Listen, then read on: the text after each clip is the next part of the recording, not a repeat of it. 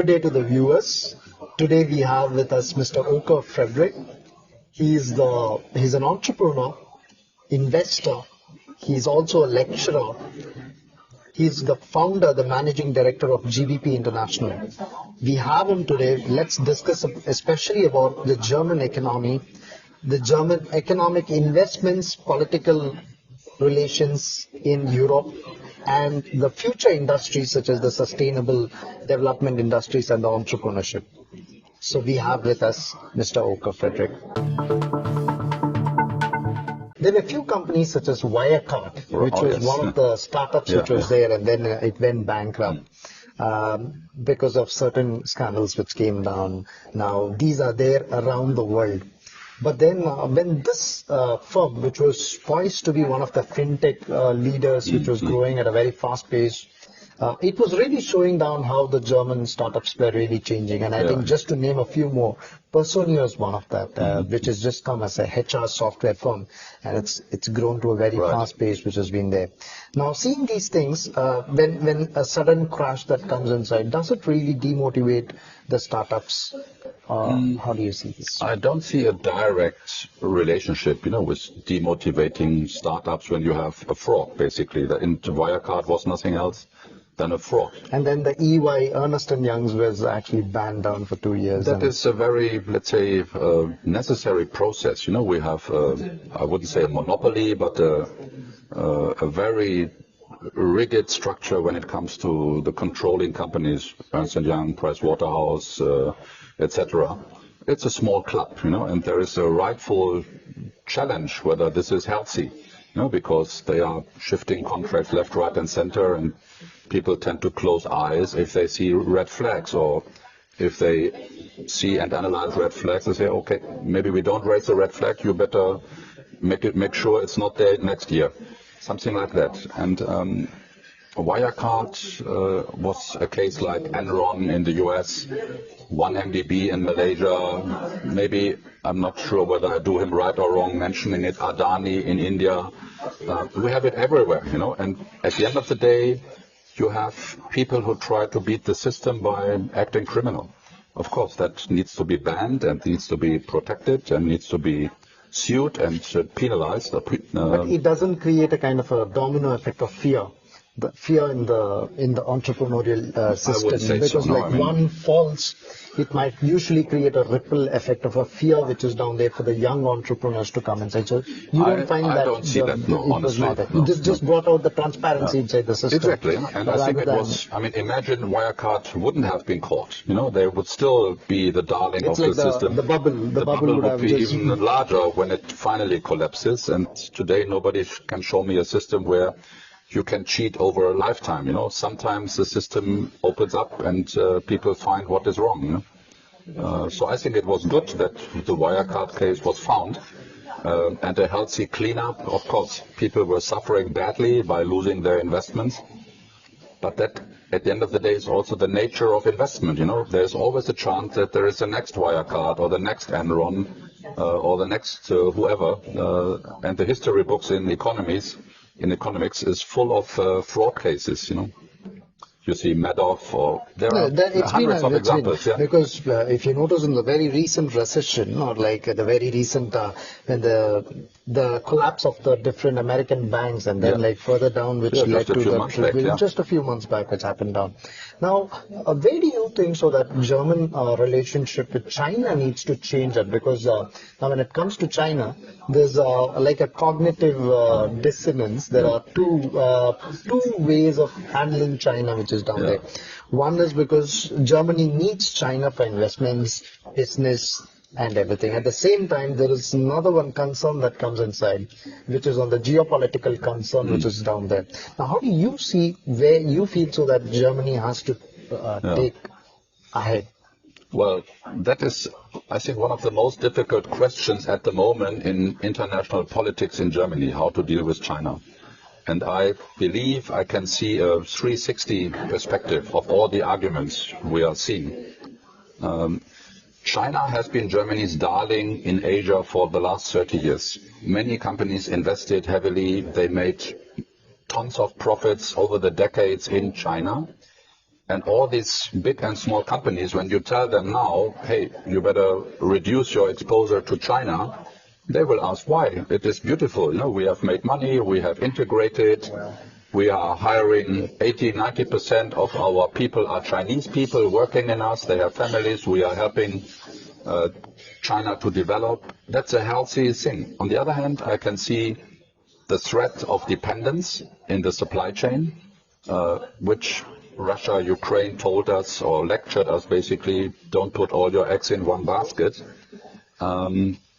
So it has to be balanced. And what we see in the industry, in the projects we are having, most companies, they are continuing to look into China, they continue to invest, they continue to do business, but in China, for China. They are not using China so much as a supply base for sending the products back to the German headquarters to run into the process of manufacturing. And that is what people call decoupling. Yeah? So they are kind of separating, let's say, a global company, and usually you have a subsidiary, 100% there, taking a cut and say, okay, this is an independent China business. Somehow it belongs still to us by ownership of shareholders. But even if China is confiscating that factory, they are not risking that the whole company, the whole group will collapse. And that is what most companies think at the moment in their strategy meeting. Not many have executed that.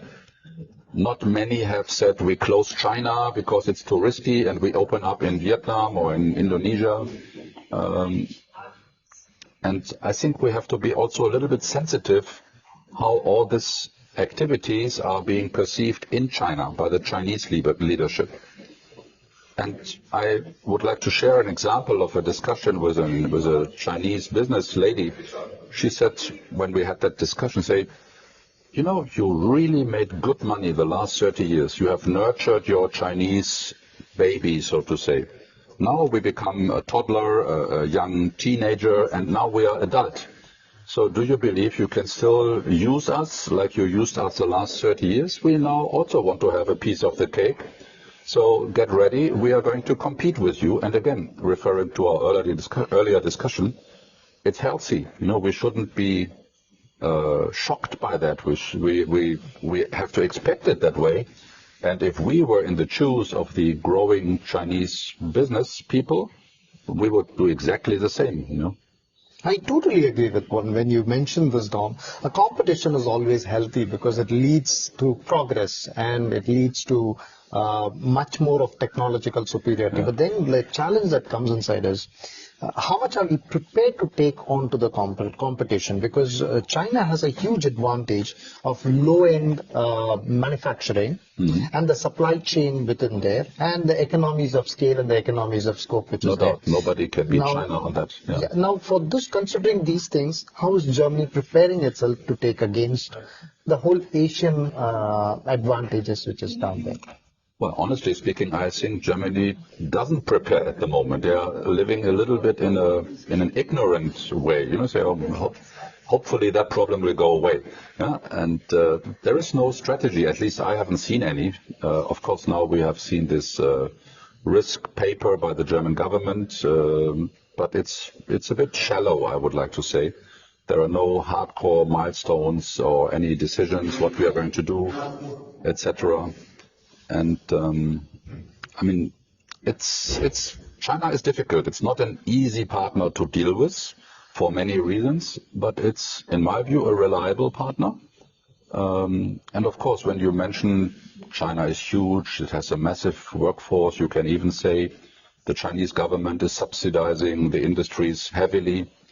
Now, unfairly as well at some points of time. Now you can say Germany shot themselves into their own foot, by subsidizing this massive Intel investment with $10 billion. So I would like to see the discussion in China where Germany complained that China is subsidizing their industry too much. Of course, the Chinese will say, you do exactly the same. What are you complaining about? So not so easy, you know. But at some point that's right, because everything cannot be just put on fairness, because at some point of time it leads to also losing the monopolization, and we have now many chips being the future. If Correct. Germany is left out in the race without supporting, of course, I fully understand the reasoning why we desperately wanted to have the Intel factory here in Germany. And I think at the end of the day, it may pay off. But the fact that so much money is put into that pocket, this you believe was a discussion. Yeah. You believe it can also be something which is risky? Of course it is risky, and you can always ask, and that is again, we come back to the political part of that. Many people say, oh, now Intel, it's a, I don't know, $100 billion company. Why do they need 10 billion from the German taxpayer? Why is the school of my child not repaired? Why don't I have a digital setup in the schooling system? Why are the toilets still dirty and not repaired? And this is a discussion which is triggered by just seeing the headlines, you know. And of course, the average father and mother who are complaining about the school situation, they probably don't have the full overview of the importance of having a semiconductor champion manufacturing in Germany. And that is the conflict in the level of discussion and the depth of an educated discussion we have to have, you know. I think, like, considering these things, what you mentioned is absolutely true, because I think this is something which almost every country battles the same thing. One is the country for the progress of the future of the society, right, with reinvestments into high-end technology. And the second thing is, again, the criticism inside that in the bottom level, if you notice, they don't feel being treated fairly or evenly. Yeah? Where the infrastructure and the investments are still in the bottom segment is still weaker. Yeah. So do you believe that it was also there was also onus of responsibility in the previous government where they failed to strengthen the bigger macro investments? Well, I don't have the numbers at hand, but generally speaking, you see a steady growth of investments in Germany. Foreign direct investment, we had that discussion in the beginning, always tends to go there where you have political stability, you have the access to the European market. So Germany is pretty much okay. It's very interesting when you mention about this, and especially when you mention infrastructure and investments, reinvestments for the future. One of the biggest industries that's opening up is the sustainable economy and the green transition which is coming inside. And to share you this, from my perspectives, green transition, Europe is the leader ahead. Even it takes much more initiatives ahead of the United States. How do you see this with Germany and German industries? Well, I think this is one of the biggest industrial challenges ever since the Second World War, you know, to transform the German economy into a green economy. And you are probably following the heated discussion we are having in the government at the moment. I think everybody agrees on the target. Of course, there are a few people who deny climate change, but I think the overall perception is very clear and very true and very right. The discussion is, how do you get there? By open up innovation and inviting people to come up with concepts, or by deciding by the government, we know what we need and we know what to do, and we are implementing a law. And this is what typically Germans are not happy with. You know, they like to have choices. And if the government takes away certain choices, people get frustrated with it and they don't like it. On the other hand, you have to also see, coming back to your point of the investment structure in Germany, many of the largest investments which have been announced recently was from Norway for setting up a battery factory. And the major criteria why they decided to have that investment in Germany was they had a promise that they can take 100% renewable energy as a feeding energy for their factory.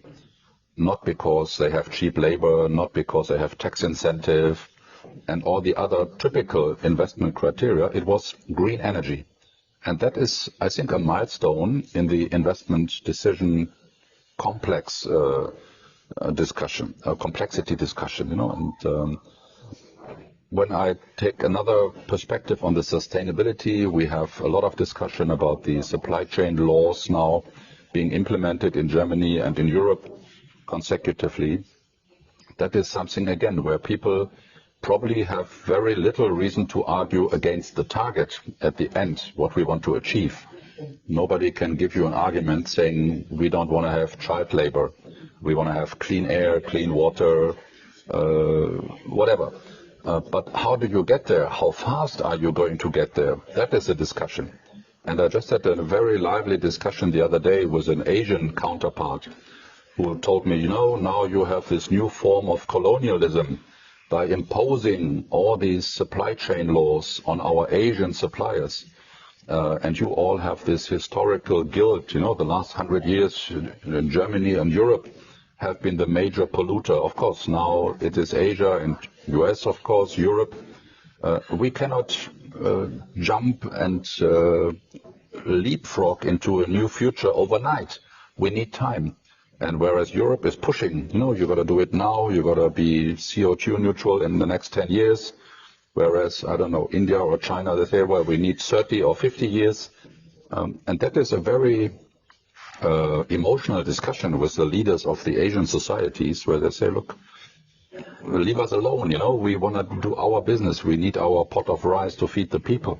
And we are not concerned yet about CO2 emissions. I'm exaggerating a little bit. But that is the dimension of the discussion. And that part of the discussion, I feel, is not reflected when I look at a very German-centric or very European-centric discussion. Germany, that is the obvious fact, has, I think, 2% of the global CO2 emission. And of course, we are making leaps and bounds in order to reduce that, which is good and which is the right thing to do. But don't forget to look at the world as a whole and how are you motivating and not telling the third world or the global south how to follow that path. At the end of the day, it will boil down to who's going to pay the bill, because producing clean energy today is still more expensive than burning coal or oil. And that is going to stay in the room for generations, and it is not going away. If there is one last question that I would ask you for our viewers is that, how do you think so that, or what do you think so are the strengths of Germany that investors across the world should know for investments, especially in the upcoming few years? Well, I think I mentioned that in the beginning. One is Germany is still one of the most stable countries politically. We have every 4 years we have election, government changes here and there, some coalitions. But the rule of law in Germany is so sound and so solid that this is one of the major incentives of companies to invest their money here. Secondly, I would like to say that it's still a very innovative framework in the industry, in the universities. Quality of life is pretty pleasant, at least during the summer months, I like to say, not so much during the winter. Germany is a friendly country. You have security is also. You have security. You have very low crime rates in principle, and I think it's like in any other country. You always find good reasons or bad reasons, depending who you ask. And of course, I can also give you a very tainted picture why Germany is a very bad place to put your money at the moment. But it's not by me being German or having a German passport that I think it's still wise to spend your time and money in Germany. I have seen many other places around the world, and my choice would always be Germany. And I have the luxury to travel freely. I can spend a few months here or there. That is something which makes me relaxed about it. And industrially? I'm sorry? And industrially, how do you see this? Yeah, I think Germany still has a very big cluster of innovations, from even the big companies like Siemens or Bosch, or even the car industry, the automotive industry. You have even the IT and digital industry in the niche areas, like artificial production, supply chain management, logistics. Germany is very strong. So I don't like to give a very broad opinion. You always have to go sector by sector.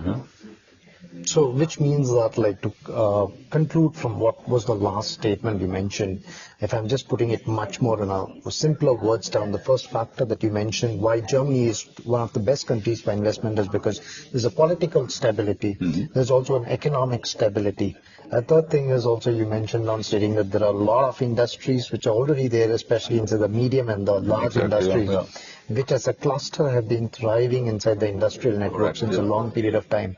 And also the industrial innovation has actually supported the progress. And the industrial innovation, I was asked many times, what is the reason why is Germany having this strong Mittelstand, this strong backbone of small, medium-sized companies?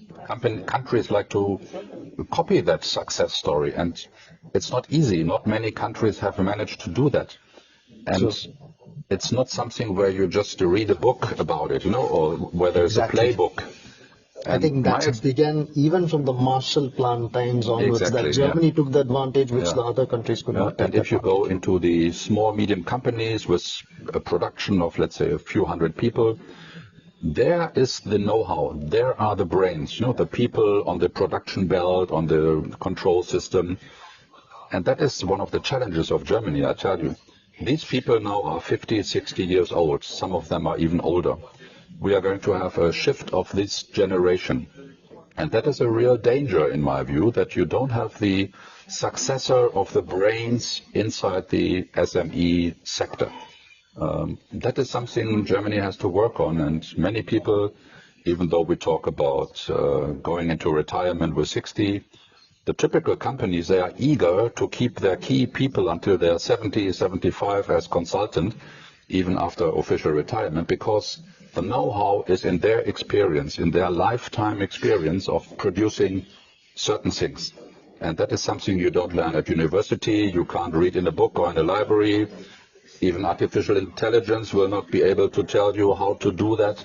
And that is, I feel, the biggest challenge in the next 5, 10, 15 years in Germany. Thank you, Volker. It was very nice, but I have one very last question which was it's been lingering in my head. That do you right now feel Germany has to take that leadership inside European Union because it has all the strengths and pull all the countries together with one single voice and go ahead, which is so in any democratic platforms it's quite difficult. But then do you think that leadership has to be liberated much more stronger? Well, I think historically, again, Germany has a problem with being active as a leader or being seen as a leader for the historical reasons of Germany and the Second World War and the Nazi regime. So Germany is always reluctant to take leadership for exactly the reasons I have mentioned. That is shifting slowly. And I hear that question many times, because Germany, of course, it's the largest economy, the largest population, very strong. And I feel very comfortable when Germany and France are together in living and executing this leadership. And I think they do that. If you look at the discussion with Russia, you see Macron and Scholz sitting at the long table with Putin. And of course, then you have the European Union, the parliament, the bureaucracy. And I think China is another good example. They really play with these insufficiencies of the European system. They play out the countries. They say, okay, we will meet Mrs. von der Leyen as the chairperson of the European Union, the president of the Commission. And then next day they talk to Macron, and the day after that they talk with Scholz. It's messy, and it's not easy to deal with. And to answer your question, I think yes, a little bit more will be good for Europe and the world. Yeah? Thank you so much. I think it's been wonderful talking to you, Volker, and it's once again I should tell you thank you so much. It's been